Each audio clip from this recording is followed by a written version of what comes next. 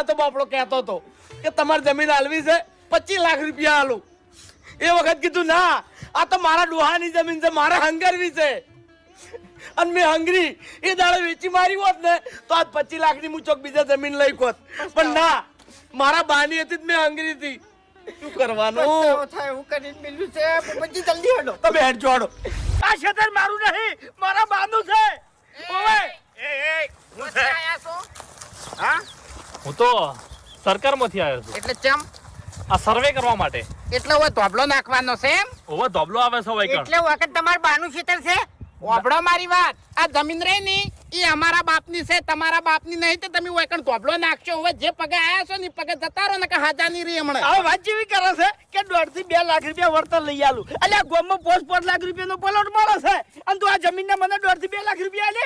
ઓય તું અમારા ગામમાં ભાવ પૂછાય પ્લોટનો જા. પણ મારે તો પૂછવા જવાના આવે છે. હું તો મારી નોકરી કરું છું વૈકણ. એ નોકરી કરતો હોય ને તો નોકરી ખરી ગાતા હે નેકળ આ નોકરી જ કરું છું આ કાકા. તું ઉપર હે અરે કાકા તમે મને ખોટું બોલો છો.